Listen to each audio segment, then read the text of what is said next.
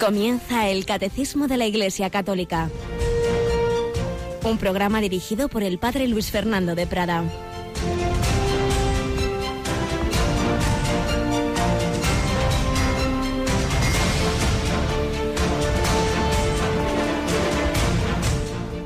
Alabados sean Jesús, María y José. Muy buenos días, muy querida familia de Radio María. Bienvenidos a esta nueva edición del Catecismo de la Iglesia Católica en este 22 de noviembre de 2016, día en que la Iglesia recuerda a una de las mártires romanas, Santa Cecilia, bajo cuyo nombre fue construida en Roma una basílica en el siglo V. Se difundió mucho el relato de su martirio, ensalzada como ejemplo perfectísimo de la mujer cristiana que fue fiel a Jesucristo y tiene una preciosa estatua de mármol en las catacumbas de San Calixto. Tenemos hoy con nosotros a Mónica. Buenos días, Mónica.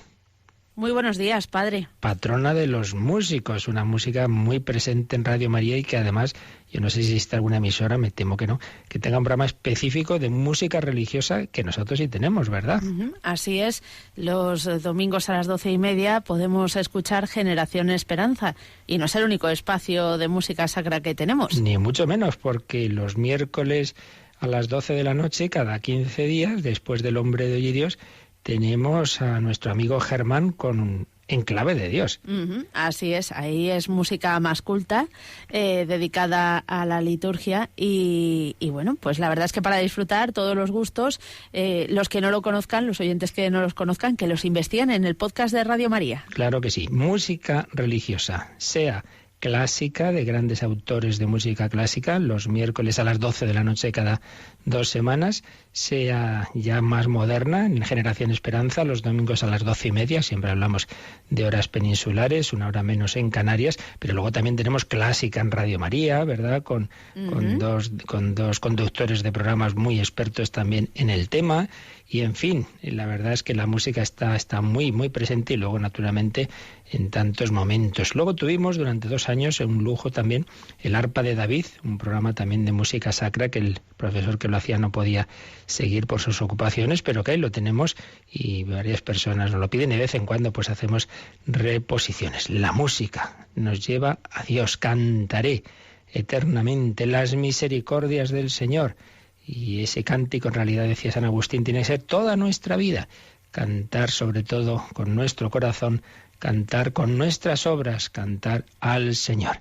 Después de haber terminado el año de la misericordia, pero haber quedado abierto, como decía el Papa el otro día, por supuesto, ese corazón, esa puerta de la que nunca se cierra, es el corazón de Cristo, la misericordia que se nos abre. Ya comentaremos, no nos ha dado tiempo todavía a leer con calma el documento que nos ha dado el Papa para esta clausura del año de la misericordia, porque la misericordia debe seguir siendo, ya lo decía Juan Pablo II en su segunda encíclica, Dives in Misericordia debe ser el centro y el estilo de la vida de la Iglesia. Pues en esa misericordia seguimos adelante en nuestro catecismo. Pero, Mónica, tú estás aquí hoy para empezar el día y también lo vas a acabar. Ay, pues no lo había pensado, pero así es, así hoy es. Hoy haces una jornada muy intensiva, nos suele pasar en Radio María.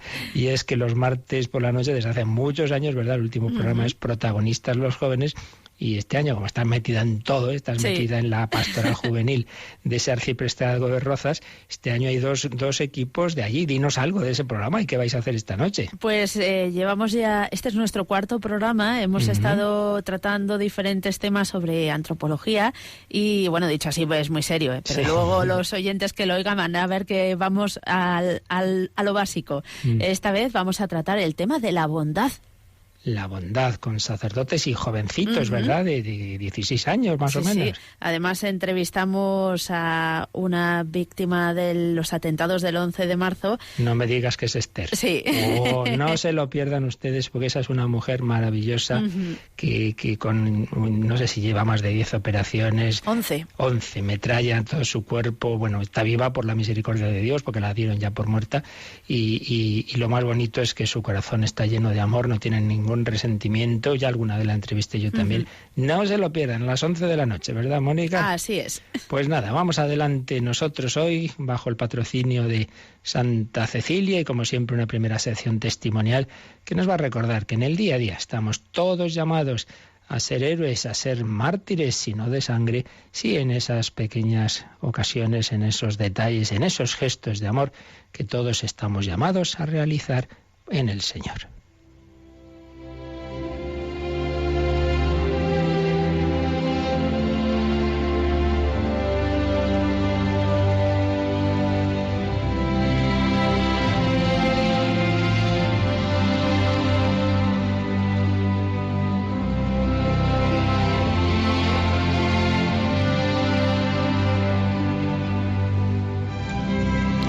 Y hoy vamos a volver a una de esas historias de todos los días, por así decir, de las que no salen en los grandes titulares, de las que tampoco están en los catálogos de los santos, porque es, bueno, de personas sencillitas, como podemos tener en cualquier ocasión aparentemente, pero que Dios ve todos esos gestos de amor. Volvemos al padre José Julio Martínez, que tenía esa especial habilidad para recoger y publicar historias de gente buena, porque por desgracia casi siempre se nos cuentan las cosas malas, las malas noticias y no tantas cosas buenas que ocurren en el día a día. Una historia absolutamente real, solo cambió el nombre, pero ocurrió en la ciudad en la que él vivía, en Bilbao. Cambió el nombre, como digo, de la protagonista, una niña, Paulina, que con sus 12 años era una colegiala alegre y piadosa, decidida y simpática, la mayor de 6 hermanos, la pequeña reina de la casa, donde aquellos y sus padres la hacen feliz. Pero un día Paulina deja de venir al colegio, sus amigas comentan con pena que tiene a su padre gravísimo, que se le muere. A los 15 días vuelve a las clases, a los recreos, se le nota el dolor en los ojos. Su padre ha dejado huérfanos a los 6 niños cuando el menor solo tiene 10 meses y la madre carece de medios. Transcurre un año difícil, con no pocas privaciones, en las que el temple cristiano de Paulina se fortalece, se perfecciona. Al cabo del tiempo, la madre vuelve a contraer matrimonio con un hombre bueno, que empieza a ser así marido y padre. Paulina comprende la actuación de su madre, la acepta, y sin renunciar al dulce recuerdo que guarda para su padre, sabe dar el mismo título al marido de su madre y dedicarle el respeto y el cariño de hija buena. Así transcurre feliz la vida de hogar en la familia restaurada. Pero Paulina no está contenta. Observa que su nuevo padre no reza, como aquel que se fue al cielo, no comulga, y hasta se queda algunos domingos sin ir a misa. Y en su corazón se enciende un deseo santo. Le tengo que convertir. Medita un plan de conquista. Se decide a dar la batalla.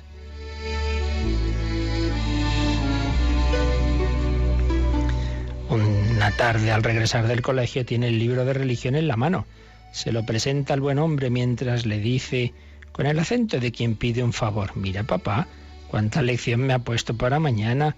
Las monjas, ¿quieres tomármela? Porque si no la sé bien me plantan un 0. Y don Antonio, complaciente, ¿quién resistiría el encanto de aquella voz? Toma el libro y va siguiendo las líneas que ella recita con mucho sentido, ya que precisamente para este momento las ha preparado. Jesucristo es el Hijo de Dios vivo, que ha venido a este mundo para salvarnos y para hacernos hijos de Dios. Muy bien, Lina, te lo sabes muy bien.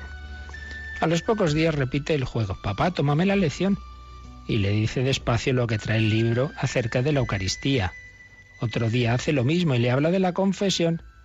Otro día de la salvación del alma. El hombre pone siempre el mismo estribillo final: Lina, te lo sabes muy bien. Muchas gracias, papá. Pero hoy la lección ha sido más emocionada que de costumbre. Hacía referencia a la Virgen María, Madre de Dios y Madre nuestra. Don Antonio ha escuchado muy atento y le ha dicho al terminar: ¿sabes una cosa, Lina? Que yo con tantas lecciones ya sé tanto catecismo como tú. Entonces ella, recogiendo rápidamente la oportunidad, le dice con sinceridad conmovedora: Pues mira, papá, eso es lo que yo quería.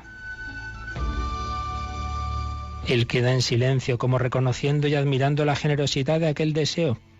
Se le reaviva el recuerdo de los días en que había sido bueno con Dios. Entrevé que se le ofrece una vida nueva, una vida que él está necesitando desde hace tiempo. Y dice a Lina muy despacio: estoy pensando que mañana podríamos ir tú y yo a misa, a confesar y a comulgar. Lina se acercó a besarle, mientras en los ojos le temblaban lágrimas de alegría y de gratitud.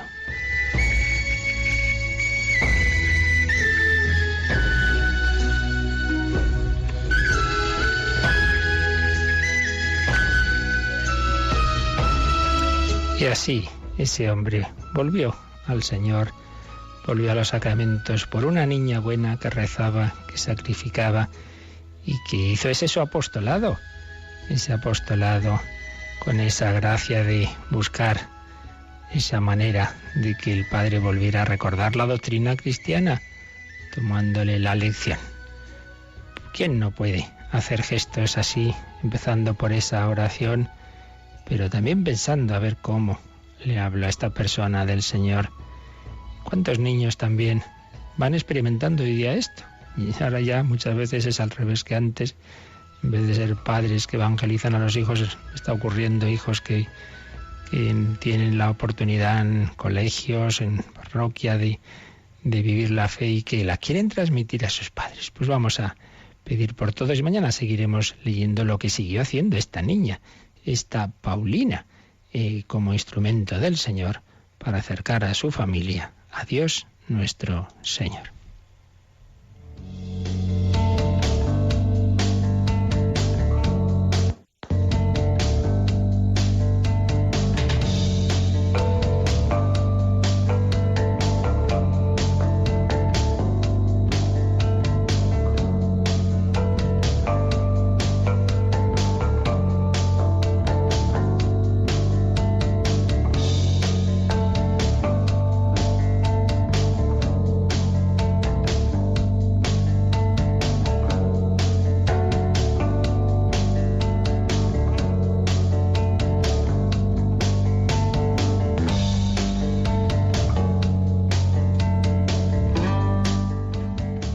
Las cosas que había leído el padre de esta niña en su catecismo es esa tan básica de que Jesucristo es el Hijo de Dios que vino a salvarnos. Cristo es el Salvador. Pues de ello estamos precisamente hablando nosotros en el catecismo en torno al número 600, cuando estamos viendo los prolegómenos y el sentido de la pasión de nuestro Señor, por qué sufrió, por qué murió. Y a propósito de esto estábamos un poquito extendiéndonos en algo absolutamente fundamental, y es entender qué es eso de la redención, de la salvación. Eso que hemos dicho tantas veces y que aparecía en ese libro de religión: Jesucristo ha venido a salvarnos, y que decimos en el credo, por nosotros y por nuestra salvación. Bajó del cielo a la tierra, eso tan claro, tan central en la fe cristiana. Estábamos viendo que, sin embargo, en los últimos tiempos, en el siglo XX desde luego, pues era algo discutido. Y lo estábamos haciendo resumiendo la magnífica exposición que en su libro de Cristología y Soteriología hace Monseñor José Rico Pavés sobre este tema. Nos habíamos quedado en cómo el pontificado de Juan Pablo II, todo él, estuvo centradísimo en Cristo Redentor. Recordamos pues que es ya su primera homilía de inicio del pontificado, abrir las puertas a Cristo, el Redentor. Solo él sabe lo que hay dentro del hombre. Su primera encíclica, Redentor Hominis, Redentor del hombre. Muchas otras encíclicas ya están en el título, llevan esa palabra de la redención, Redentoris Mater, la madre del Redentor, Redentoris Missio, la misión del Redentor, Redentoris Custos, la exhortación apostólica sobre San José, etc. Pero no solo en el magisterio explícito del Papa Juan Pablo II, sino veíamos también pues que en ese pontificado encargó documentos importantes a la Comisión Teológica Internacional que trataron de la redención. También hubo documentos de la Pontificia Comisión Bíblica y de la Congregación para la Doctrina de la Fe, que es donde nos quedamos, porque, bueno, pues en esos años finales del siglo XX, y luego iba a seguir ocurriendo en el XXI, pero ya en los siguientes pontificados, pues iba a haber diversos planteamientos teológicos que al menos iban a dejar un poco en la ambigüedad, cuando no a negar la comprensión católica de la redención. Entonces nos exponía, resumía don José Rico Pavés los diversos documentos que han tratado este tema de la Congregación para la Doctrina de la Fe en 5 grupos. Aquellos que se han referido a las interpretaciones que niegan la noción de satisfacción.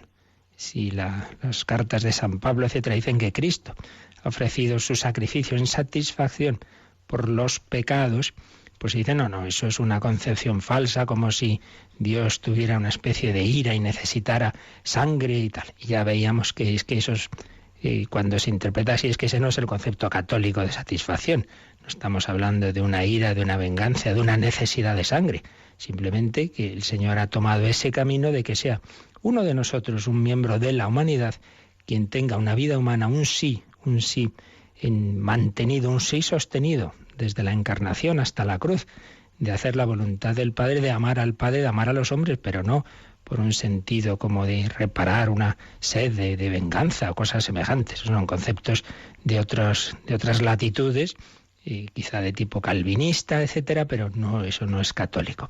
Pero algunos, pensando que eso es lo católico y luchando contra ello, pierden a veces algunos de estos aspectos importantes de lo que sí que es el concepto católico de redención. Un segundo grupo, que por desgracia está muy presente, de teologías pues frecuentemente incompletas y peligrosas para la fe, son aquellas que hacen una separación radical entre el Jesús histórico y el Cristo de la fe. Bueno, ya el hacer esos nombres como si fueran dos distintos, como si Jesús hubiera dicho unas cosas, pero claro, luego vienen los primeros cristianos y ya idealizan el Cristo en el que creen y ya ponen en él palabras que en realidad no dijo. Bueno, todas esas rupturas que son normalmente obedecen ya a un prejuicio, pues no, esto no pudo decirlo Jesucristo, entonces uno se imagina lo que sí tuvo que decir. Y cada autor, como explicaba Benedicto XVI en su preciosa obra Jesús de Nazaret, reconstruye un Jesús a su medida. Bueno, pues mire, eso no es así. Una cosa es que ya lo sabemos, que los evangelios no son biografías históricas en el sentido moderno de la palabra, de recoger el detalle del día y la hora. No, ya sabemos que no es eso, pero no quiere decir que no recoja lo que realmente el Señor dijo y hizo, y como si fuera un invento. Tampoco eso es así. Pero bueno, esto ya se explicó en su momento. Ahora solo mencionamos que hay documentos que hablan de ese aspecto. Tercero, estuvieron y las explicaciones frente a las teologías que identifican la salvación con el mero progreso temporal, o que reducen la redención a una obra de liberación de los poderes de este mundo, preferentemente de tipo sociopolítico. Pues es lo que ocurrió con determinados enfoques de la llamada teología de la liberación. Una cosa es que la redención, que el perdón de los pecados, que la transformación del corazón deba tener naturalmente implicaciones sociales, porque el hombre es un ser social. Entonces, lógicamente, si el Señor cambia nuestro corazón, eso debe implicar también un cambio de estructuras, un cambio de la sociedad, eso es evidente. Y no podemos reducir la salvación simplemente a que el alma se salve y llegue al cielo. No, la salvación empieza aquí, una vida conforme al Evangelio. Pero eso es una cosa, y otra cosa es reducir la salvación, la gracia de Dios, el perdón de los pecados, reducirlo a esas consecuencias humanas, incluso ya a ese nivel sociopolítico. Pues bien, ahí hay documentos importantes. Ahí es donde estábamos, pero quedaban dos grupos de documentos frente a otras propuestas teológicas. Unas que equiparan el lenguaje soteriológico, es decir, de tipo de salvación de la Biblia y de la tradición, con el de otras tradiciones religiosas que no son ni la judía ni la cristiana, y proponen la comprensión de ese lenguaje bíblico desde la reducción a su contexto cultural. O sea, en el fondo son las propuestas relativistas que vienen a decir que, bueno, pues que el pluralismo religioso no solo es que se da de hecho, ¿no?, sino que está bien, porque Dios no se puede manifestar solo de una forma en Jesucristo, entonces no es el único Salvador, mucho menos la Iglesia, entonces, bueno, pues es una forma de llegar a Dios, pero hay otras, claro, ahí ya se reduce, se pierde algo básico en el Nuevo Testamento, ¿no?, que Jesucristo es el único Salvador ayer, hoy y siempre, que no es un camino, sino el camino. Todas las teorías relativistas, que es pues llevar el relativismo cultural y filosófico, llevarlo al campo teológico. Y en quinto lugar, en línea con lo anterior, hay propuestas teológicas que señalan que como, claro, Dios es infinito, la palabra humana nunca puede hablar correctamente de él. Entonces, cuando se habla de la redención y tal, pues eso es todo metafóricos. Metafóricos son símbolos, porque el misterio de Dios no puede ser formulado con nuestras palabras. Bueno, como siempre, aquí ninguna de estas cosas son todo falso, ni mucho menos. Todo parten de cosas verdaderas, pero muchas veces entendidas ya en un extremo. Una cosa es que el lenguaje humano siempre sea limitado y otra cosa es decir que sea falso.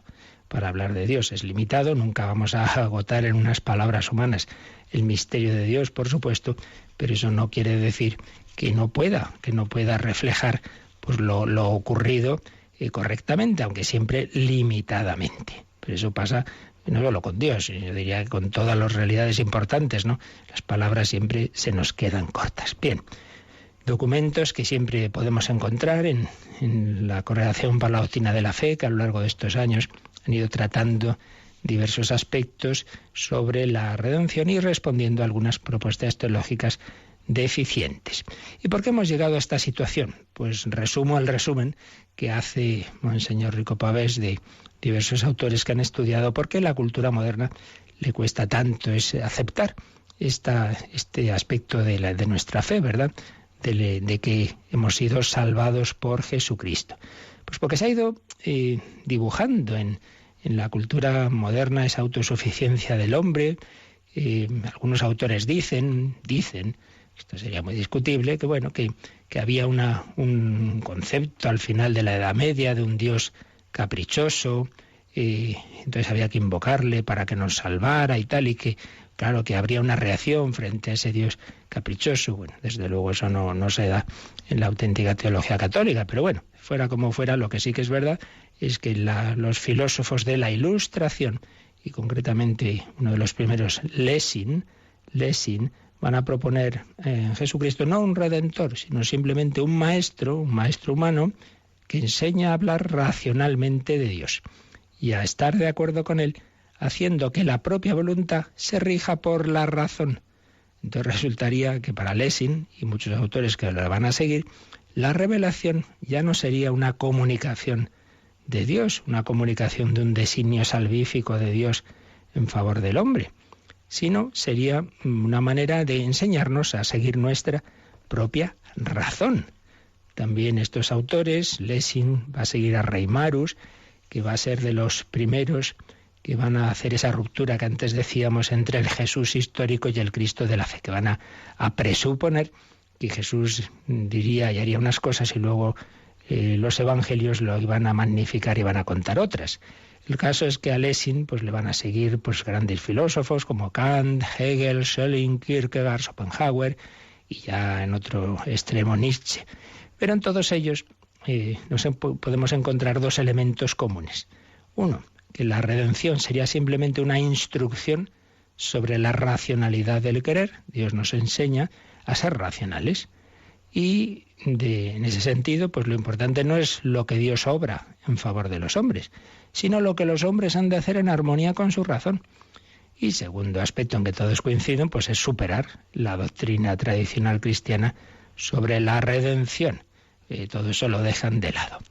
Entonces, de esta evolución histórica, más allá de juicios históricos discutibles, pero sí que podemos quedarnos con esta línea que se va dando en esa filosofía moderna, y es que quieren exaltar la razón humana. El hombre quiere el control sobre el destino presente y futuro, no se quiere poner en manos de Dios, parece que no se fía de Dios, no quiere dejar esa salvación en manos de Dios, sino no. Nosotros nos salvamos a nosotros mismos.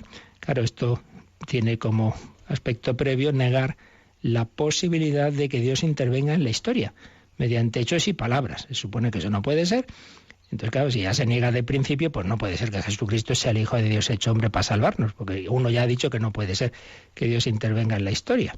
Entonces se busca su presencia por la llamada vía trascendental, en el sentido kantiano, ¿no?, de que el hombre encuentra en su propia razón la voluntad de Dios. Y claro, de ahí a negar a Dios mismo solo había un paso que iba a dar Nietzsche y otros autores ya más recientes. Así que, bueno, todo esto ha ido llevándonos a esa cultura moderna, autosuficiente, a la que le cuesta aceptar la salvación. También a un nivel ya más interno dentro de la Iglesia, teológico, algunos autores dicen que también ha podido influir que la reflexión teológica ha ido oscilando, diría el profesor Olegario González de Cardedal, de Dios a Cristo y de Cristo al hombre. Nos lo resume así Rico Pavés. En el Nuevo Testamento lo primero y esencial es la gloria que Dios da a los hombres. Entonces, claro, en el Nuevo Testamento aparece la proclamación del Evangelio como una buena noticia. La bella noticia de que el amor, la misericordia y el perdón de Dios llegan al mundo. La gracia es superior a nuestro pecado. Estamos salvados. Ese es el punto de partida evidente en el Nuevo Testamento. Pero frente a esta orientación teológica y teocéntrica del Evangelio, según Gonzalo de Cardedal, iría luego prevaleciendo la exigencia de nuestra acción moral. Ya se acentúa más lo que el hombre tiene que hacer, la virtud, prevalece la conciencia del pecado y de la justicia que Dios exige, y entonces la persona y la obra de Jesucristo se subordinan al pecado del hombre y a la satisfacción que el pecador debe a Dios. Entonces se acentúa ya más la gloria que nosotros tenemos que dar a Dios. La reconciliación que Dios gratuitamente nos ofrece se convertiría en la reconciliación que con nuestros méritos y sacrificios tenemos que lograr de Dios. Entonces ahí, si esto es así, se va dando ese paso, se puede dar ese paso, y en nuestra vida personal puede ocurrir, de un Dios amor superabundante a un Dios, Señor, que nos exige. Entonces se transformaría esa imagen de Dios y la comprensión de la redención. Dice este gran teólogo, el hombre comenzó a sentir la salvación como obligación frente a Dios, o conquista, en vez de sentirla como gracia y gratuidad.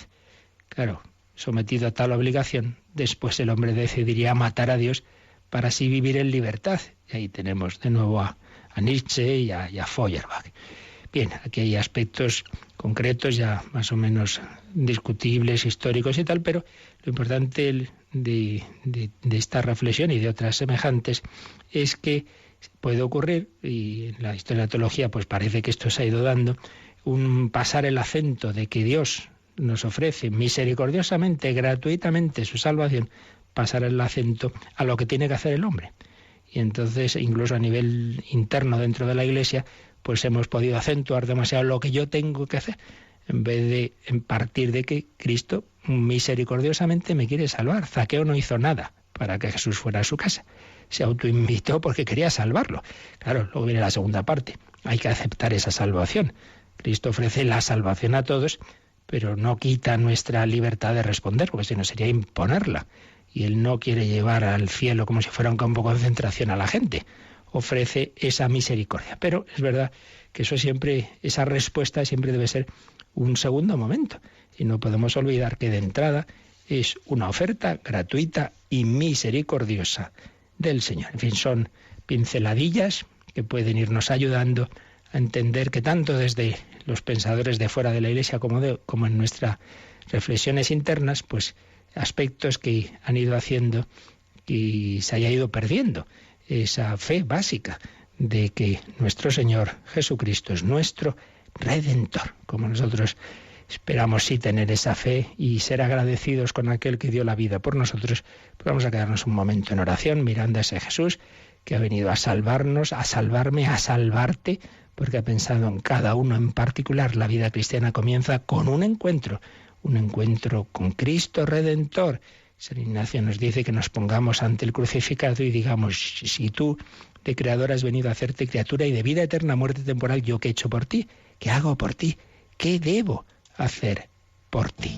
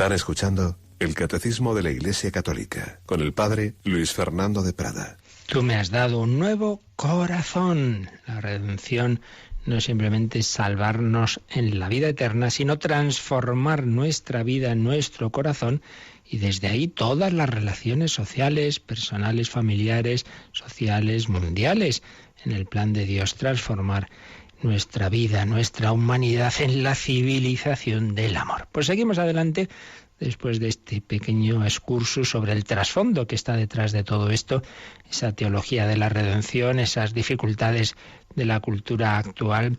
Para entenderla, seguimos adelante viendo cómo va exponiendo el Catecismo esa muerte redentora de Jesucristo en el designio divino de salvación. Tal como comenzaba a hacerlo el número 599, vimos el 599 y el 600, bajo el epígrafe Jesús entregado según el preciso designio de Dios. No fue casualidad, la muerte violenta de Jesús no fue fruto del azar en una constelación de circunstancias, mira, es que se juntaron Pilato, es que mala pata ocurrió esto, no. Eso fueron las causas humanas, pero Dios tenía ese plan previo de ese designio divino de salvación. Y nos lo sigue explicando el Catecismo en otro número bajo el epígrafe, muerto por nuestros pecados según las Escrituras, entre comillas, porque es una frase que aparece en el Nuevo Testamento. Pues vamos a leer el número 601, un número lleno de citas bíblicas, porque aquí estos números son todos, no vienen a ser casi más que eso, un poco unir diversas citas bíblicas. Aquí no hay ninguna elucubración teológica, como decían algunos autores, sino que esto es la fe primitiva, es la fe del Nuevo Testamento, es la primera generación, son los apóstoles y sus colaboradores a los que el Espíritu Santo les hace entender que Jesús ha muerto por cada uno. Pues vamos a leer, Mónica, este es 601. Este designio divino de salvación, a través de la muerte del siervo, el justo, había sido anunciado antes en la Escritura como un misterio de redención universal, es decir, de rescate que libera a los hombres de la esclavitud del pecado. San Pablo profesa en una confesión de fe que asegura haber recibido que Cristo ha muerto por nuestros pecados según las Escrituras. La muerte redentora de Jesús cumple, en particular, la profecía del siervo doliente. Jesús mismo presentó el sentido de su vida y de su muerte a la luz del siervo doliente. Después de su resurrección, dio esta interpretación de las Escrituras a los discípulos de Emaús, luego a los propios apóstoles. Pues bien, un número que simplemente os animo a los que no solo escucháis el programa, sino que sé que tomáis apuntes y estáis ahí con el libro delante, pues a que después releáis el número fijándoos bien en todas las citas bíblicas. Vamos nosotros a decir lo principal releyendo este 601. Este designio divino de salvación a través de la muerte del siervo, el justo, había sido anunciado antes en la Escritura como un misterio de redención universal. Bueno, primera frase. Este designio divino de salvación, de ello habíamos hablado en los números anteriores, designio divino de salvación a través de la muerte del siervo, el justo. Eso viene entre comillas y nos cita Isaías 53:11. Luego, si nos da tiempo, y si no, mañana vamos a leer ese capítulo de Isaías porque aparece muy citado y es fundamental. Es quizá el texto del Antiguo Testamento más importante para la redención a través de la pasión. Ahí aparece el siervo de Yahvé. Y esas expresiones, el siervo, el justo, aparecen en los Hechos de los Apóstoles, en los discursos primeros en los que se anuncia la fe, en los que San Pedro ya en Pentecostés a miles de personas que están acercando, se han acercado a la casa tras los acontecimientos que habían ocurrido, de ese fuego, ese viento, etcétera, escuchan ese primer discurso y ahí se habla de ese siervo, de ese justo, que es Jesús, que ha muerto por nosotros. Pues bien, este designio de salvación a través de la muerte del siervo, del justo, había sido anunciado antes en la Escritura como un misterio de redención universal. ¿Y qué es esto de redención universal? Y el propio Catecismo añade, es decir, de rescate que libera a los hombres de la esclavitud del pecado. Y vuelve a citar el capítulo 53 de Isaías y también Juan 8, 34 a 36. ¿Qué es esto de Juan 8, 34 a 36? Pues una de esas discusiones, diatribas de Jesús con algunos de los judíos, les dice esto. De verdad os aseguro, todo el que comete el pecado es esclavo del pecado. Pero el esclavo no se queda en la casa para siempre, mientras que el Hijo sí que se queda para siempre. Pues si el Hijo os hace libres, libres seréis realmente. Más adelante dirá Jesús, o antes, no recuerdo ahora mismo la famosa frase, la verdad os hace libres. Todo el que comete el pecado es esclavo del pecado. Qué importante esta afirmación de nuestro Señor. Cuando decimos, yo soy libre, yo hago lo que me da la gana. Sí, ya lo estás diciendo, haces lo que te da la gana, es decir, lo que te exige la gana que te ha ido esclavizando. Quieres levantarte pronto y no puedes porque tienes una pereza tremenda. Quieres ser libre frente a los bienes, pero no puedes, tienes una codicia tremenda. Quieres amar con un corazón libre y no puedes, te dejas llevar de la pasión y de la lujuria. Todo el que comete el pecado es esclavo del pecado. Nos va esclavizando, es el engaño, la tentación. Seréis como Dios, sí. Y todo eso nos va llevando a la esclavitud. Pues bien, uno es esclavo, queda bajo el dominio del príncipe de este mundo. Entonces hay esa imagen de como si estuviéramos secuestrados. Hemos sido secuestrados. Mire, tengo a su hijo, lo tengo secuestrado, tiene usted que pagar un rescate. Pues esa es la imagen. ¿Cómo nos ha salvado Jesucristo? Pagando un rescate. La redención, sería una de las formas de expresarla, es el pago de un rescate. Hay que entenderlo bien. Por supuesto que Dios no tiene que pagar ningún rescate a nadie, porque el demonio pues es una criatura que hace solo lo que Dios le permite. Pero de hecho, el Señor ha preferido ese camino de en vez de usar sin más su omnipotencia y ¡hala! Se ha terminado, aquí no ha pasado nada, no. Lo hace por este camino que manifiesta mucho más su amor, que es dar la vida, pagar ese rescate de sangre. Aparece en varios lugares del Nuevo Testamento, aparece en la primera de San Pedro, aparece en el Apocalipsis. Habéis sido comprados a gran precio, al precio de la sangre del Cordero. Ese Cordero que los judíos sacrificaban en la Pascua y cuya sangre, que con ella untaban las jambas de la puerta para que no entrara ahí el ángel exterminador, eran liberados de la muerte por la sangre de ese Cordero pascual. Era evidentemente un anticipo, un símbolo profético del Cordero de Dios que quita el pecado del mundo, de Jesucristo, cuya sangre iba a ser derramada por vosotros y por los muchos para el perdón de los pecados. Por ti y por mí iba a ser derramada esa sangre para liberarnos, para redimirnos. Cristo ha pagado, repito, no por obligación, sino por amor, ese rescate. Es como decir al demonio, se acabó. Tú no tienes ningún derecho sobre este lo he comprado yo, no solo porque soy su creador y podía ordenártelo ahora mismo, sino como redentor. Hemos sido redimidos. Por eso el matiz que podemos distinguir entre salvación y redención. Salvación es ser liberado de una situación negativa que uno no es capaz de liberarse por sí mismo. Estoy en un pozo, me salvan. Pero la redención es la forma concreta de haber sido salvados. Y es esta, que el Hijo de Dios ha querido dar su vida por la nuestra. Ha querido pagar un precio de sangre, redimidos por la sangre de Cristo.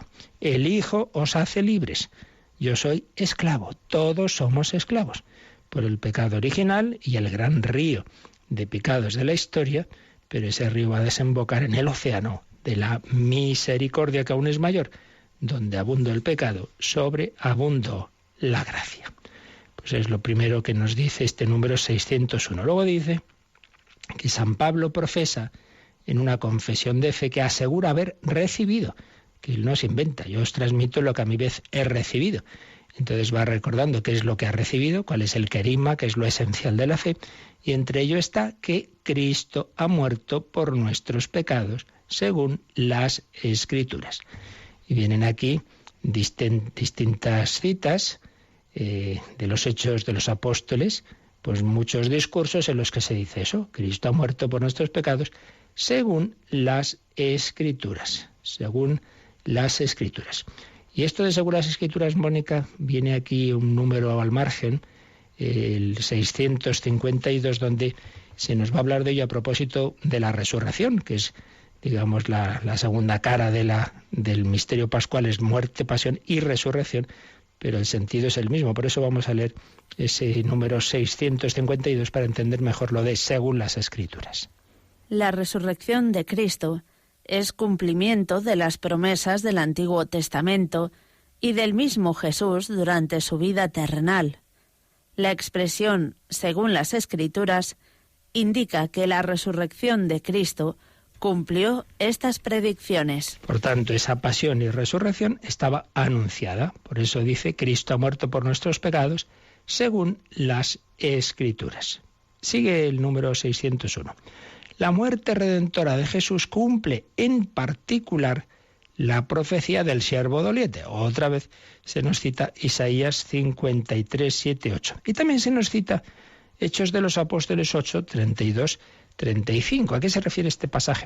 Pues un pasaje muy curioso y simpático del diácono Felipe, que hace autostop, podemos decir, es aquí el patrono de los autoestopistas. Va el hombre andando por el camino y ve que pasa una carreta con una carroza, mejor, con un funcionario de una reina.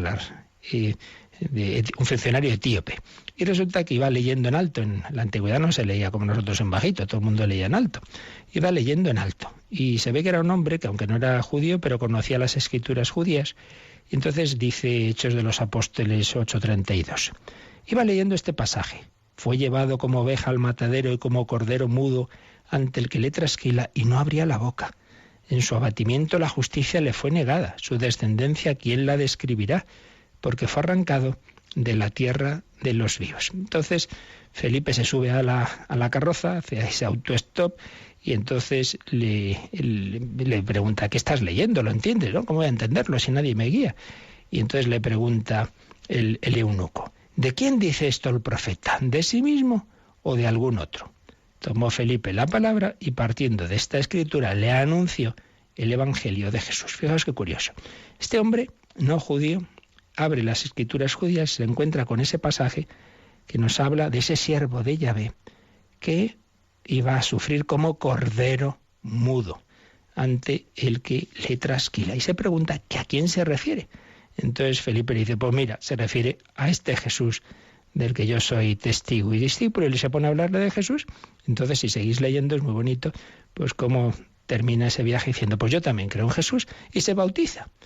Y entonces ya desaparece Felipe. Es un pasaje muy parecido al de los discípulos de Maús. Ahí era Jesucristo mismo, el que se pone a caminar con esos discípulos, y también les habla de las Escrituras, y también al final hay al menos un signo sacramental, partir el pan, y luego desaparece Jesús. Aquí es Felipe, que también va caminando, que también habla de las Escrituras, y que también hay un sacramento al final, y desaparece como diciendo, bueno, yo soy un instrumento, lo importante es que tú te has encontrado con Cristo. Pero lo que aquí nos interesa ahora es que de nuevo aparece esa profecía del siervo de Yahvé de Isaías 53, que ya mañana, porque hoy se nos ha ido el tiempo, leeremos enterita, porque la verdad es que vale la pena. Luego dice este número 601, Jesús mismo presentó el sentido de su vida y de su muerte a la luz del siervo doliente, otra vez. Y ahí la cita, y con ella terminamos ahora, es esta. El que quiera entre vosotros ser grande, que sea vuestro servidor, y el que quiera entre vosotros ser primero, sea vuestro esclavo. De la misma manera que el Hijo del Hombre no vino a ser servido, sino a servir y a dar su vida en rescate por todos. No son inventos del Cristo de la fe, de no sé qué teología posterior, son palabras de Jesús, son palabras del mismo Jesús. El Hijo del Hombre, esa expresión no se usaba ya luego por los primeros cristianos, era del propio Jesús. El Hijo del Hombre no vino a ser servido, sino a servir y a dar su vida en rescate por todos. Jesús mismo presentó el sentido de su vida y de su muerte a la luz del siervo doliente. Y finalmente, después de su resurrección, dio esta interpretación de las Escrituras a los discípulos de Maús y luego a los propios apóstoles. A los discípulos de Maús, porque recordáis que ellos estaban decepcionados porque ese Mesías al que habían seguido había muerto en la cruz. Entonces Jesús les dice, ojo, torpes y tardos de corazón, para creer todo lo que anunciaron los profetas. ¿Pero acaso no era necesario que el Mesías padeciera esas cosas para entrar en su gloria? Y comenzando por Moisés y continuando por todos los profetas, les fue interpretando todos los pasajes de la Escritura que se referían a él. Qué pena no haber tenido entonces la grabadora digital y haber oído esa lección de Escritura. El Antiguo Testamento ya hablaba de la redención y también a sus propios apóstoles, en Lucas 24:44, cuando Jesús aparece en el cenáculo y les dice, estas son las palabras que os dije cuando todavía estaba con vosotros, que tiene que cumplirse todo lo que está escrito acerca de mí en la ley de Moisés, en los profetas y en los salmos. Entonces les abrió la mente para que entendieran las Escrituras y les dijo, así está escrito, que el Cristo tenía que padecer, que al tercer día había de resucitar de entre los muertos y que en su nombre había de predicarse la conversión para el perdón de los pecados a todas las naciones, comenzando por Jerusalén. Bueno, mañana profundizaremos en este número tan importante, pero como veis, todo textos bíblicos que vienen a decirnos lo mismo. Jesucristo es nuestro Redentor, nos ha redimido con su sangre, su vida ofrecida por cada uno de nosotros nos da la salvación. Damos gracias al Señor Le pedimos que nos ayude a vivir como salvados, como redimidos, agradecidos a Él. Y estos últimos minutos para esa meditación. Y también, si alguno tiene, sus consultas.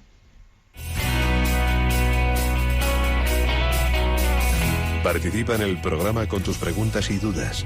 Llama al 91 153 8550. También puedes hacerlo escribiendo al mail catecismo@radiomaria.es. catecismo@radiomaria.es.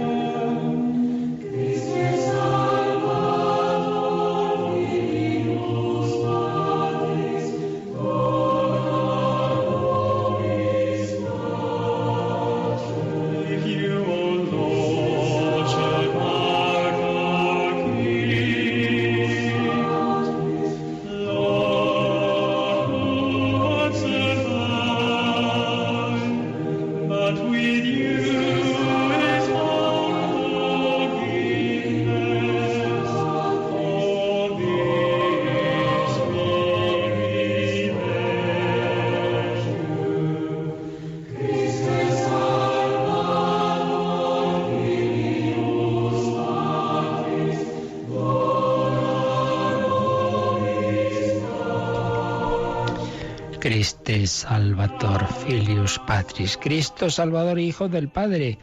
Como ya insistimos varias veces, somos salvados porque ese hombre, Cristo Jesús, es el Hijo de Dios, una persona divina cuyos actos humanos tienen ese valor infinito. ¿Tenemos alguna pregunta, Mónica? Así es, nos ha llamado Jesús García Borja y nos ha hecho la siguiente pregunta: si la Iglesia Católica admite el uso de la hipnosis en algunos casos. Bien, hasta donde yo sé, porque la verdad es que uno no puede saber de todo, y como en este campo hay tantas cosas extrañas que a veces uno se sorprende, a lo mejor hay algo que a mí se me escapa, pero vamos, hasta donde yo sé, el uso de la hipnosis como tal, simplemente como una forma, ¿verdad?, de que la persona pues entre en una situación en la que el psiquiatra, la persona experta, puede actuar ahí, si esa persona es de toda confianza y no va a hacer nada raro, sino simplemente lo que entra en ese orden médico, en principio creo que no hay ningún problema. Otra cosa sería si solo hiciera alguien que aprovechara ese estado de hipnosis pues para otras cosas, para invocar a no sé qué extraños espíritus, no sé qué extraños maestros, como ocurre en el Reiki. Eso ya sería otro tema. Pero la hipnosis como tal, es algo médico, que personas expertas que no entren en otro tipo de categorías, digamos, de supuestas espiritualidades nuevaeristas, donde ocurren cosas que uno no se imagina, mientras no sea eso, sino simplemente, repito, a nivel médico yo conozco desde luego psiquiatras que lo hacen y lo hacen sin ningún problema, y que es algo que se puede hacer. Teníamos también un correo hace ya algún tiempo que preguntaba sobre los ángeles. Dice, si en el cielo no todos los ángeles tienen una función de combatir a los ángeles rebeldes, sino que habrá algunos que simplemente se queden ahí con el Señor, como Santa María, la hermana de Lázaro. Bueno, dentro de que aquí tendremos un terreno que sabemos poco, pero no es que haya unos que combaten y otros que están con Dios, no, todos están mirando a Dios. Los ángeles todos, claro, están en el cielo, como todos los bienaventurados, todos están en esa contemplación, pero es que una cosa no quita la otra. O sea, no es que los ángeles de la guarda que nos están aquí ayudando y combatiendo contra los malos espíritus, esos son activos y los otros son contemplativos. No, hombre, todos son contemplativos y todos tienen una misión también de ayuda. O en cualquier caso, por lo menos lo que está claro es que todos son contemplativos. Que luego haya categorías dentro de ellos, que unos pueden estar unas más cerca, bien, eso ya entra en ese misterio del que, repito, hay reflexiones teológicas, pero no hay nada seguro. Aquí siempre en teología hay que distinguir lo que es cierto, lo que es de fe, lo que es doctrina pues muy segura y lo que ya son elucubraciones teológicas más o menos probables, ¿no? Entonces sí, probablemente pues sí existe una serie de categorías dentro de los ángeles, arcángeles, querubines, etcétera, pero todos desde luego dentro de que están contemplando a Dios, no faltaría más. Ellos ya han entrado en esa gloria y nos ayudan por otro lado a llegar a nosotros a ella, lo mismo que los bienaventurados. Muy bien, pues lo dejamos aquí, seguiremos mañana con la redención, Cristo Redentor del hombre. Pero ya os aviso que para mañana por la noche tuvimos el otro día la visita del padre Pascual Cervera, sacerdote que fue íntimo colaborador de la Madre Teresa de Calcuta y viene muy impresionado de las beatificaciones de mártires de Albania. La Madre Teresa era albanesa y él estuvo con ella allí varias veces y ahora se han beatificado 38 mártires de esa terrible represión que hubo bajo el régimen horriblemente totalitario comunista que hubo después de la Segunda Guerra Mundial. Muchos sacerdotes religiosos, laicos, mantuvieron la fe en situaciones durísimas y ahora han sido beatificados 38 de ellos. Le entrevistamos y mañana en El Hombre de Hoy y Dios vamos a poder escuchar esa entrevista conmovedora. No acabamos llorando de milagro, ya os lo digo desde hoy. Pero hoy tenemos, acordaos, ese otro programa, Protagonistas, los jóvenes, que dirige Mónica esta noche a las 11. Mañana será El Hombre de Dios con el padre Pascual Cervera. Pues que paséis un feliz día de Santa Cecilia, cantando al Señor. Cantad al Señor un cántico nuevo, con vuestra lengua, pero sobre todo con vuestra vida, con nuestras acciones. Cantaré eternamente las misericordias del Señor. La bendición de Dios Todopoderoso, Padre, Hijo y Espíritu Santo, descienda sobre vosotros. Alabado sea Jesucristo.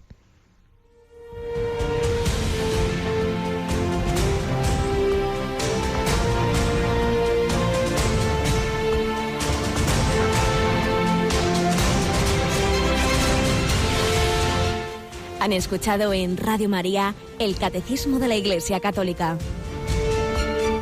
un programa dirigido por el Padre Luis Fernando de Prada.